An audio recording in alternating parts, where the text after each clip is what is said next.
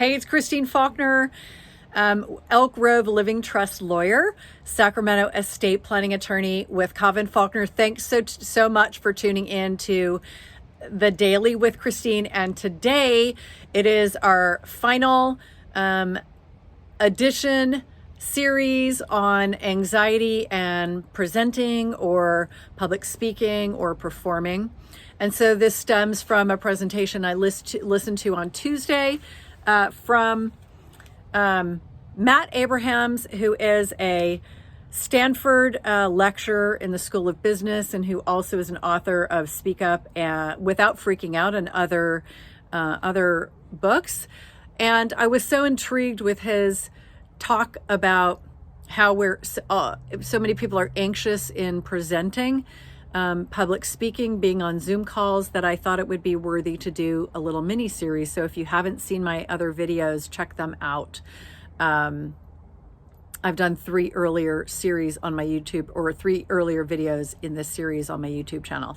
So today we are talking about dialing in your communication skills to achieve your goals. So if you present, if you do Zoom meetings, if you are a performer and you have anxiety every time you go in to do this, then this video is definitely for you, because we're going to talk about what is your goal in communication, in your presentation, in your performance, what is the structure, and kind of wrapping it all up to be effective in your presentation. So let's get started.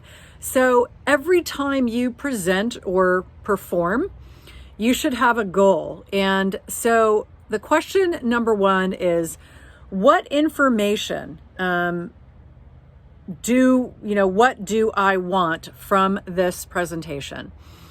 What do I want from this performance, whatever it may be? Number 2, what is the emotion I want my audience to feel?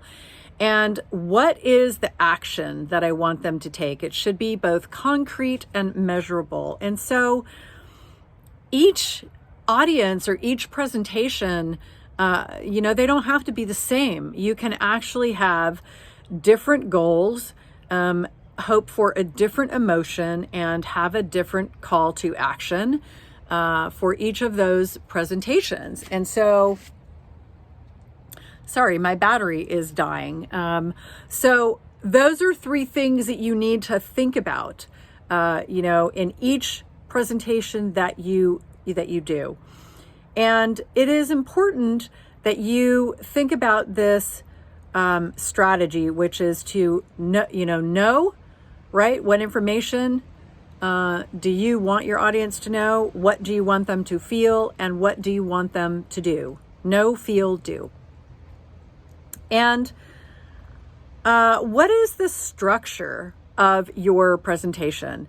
It should be clear and concise as possible, especially in this day and age when we are all inundated with every conceivable form of digitized content, right? Whether it's a podcast, whether it's a webinar, whether it's a Zoom meeting. So being mindful of being very clear about what you're trying to communicate and keeping it as concise as possible to get your message out. And so Mr. Abrahams recommended this format. What is the question? What are you presenting? What is it? Number 2, so what? Why does it matter? Why is it critical to the listener? And now what do I do with it? Or now what is my next action? And so I thought that was super clear, right? The what, so what, and now what. If you can remember that in your presentations, if you can remember that, if you're a performer, may not necessarily be exactly applicable to you, but definitely if you are presenting on a regular basis, keeping in mind why your audience needs to know this information, what they're supposed to, so why is it important to them? How can they apply it in their own lives? And then what is their next step? That is a really simple and easy to remember format on creating content that will be valuable for people who are in your audience. And so I've been trying to learn this and practice it as I go through this series. And so let me know how you think I did, whether I did the what, so what, and what next, or what now. And so in this particular series, I didn't, I'm not asking for anything, not to reach out to us or anything like that. I just wanted to purely provide content that you might find useful in your business, in your life, to remove anxiety from your daily life or your weekly life or whatever you're doing.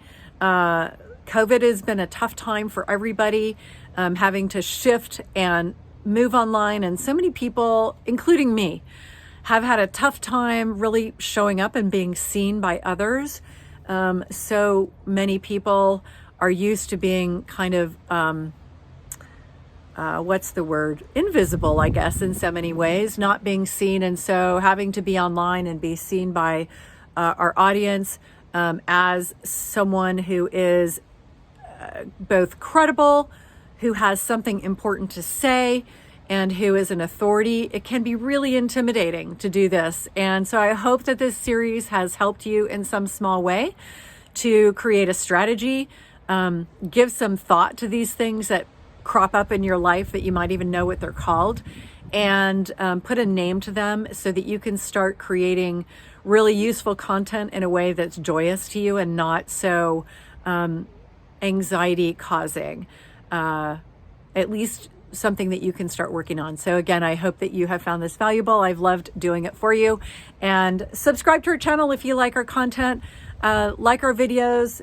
It tells YouTube that we are providing valuable content when people like and comment, and we will definitely get back to you, and I'd be happy to create content on anything that you'd like and find valuable. Thanks again for tuning in. Take care.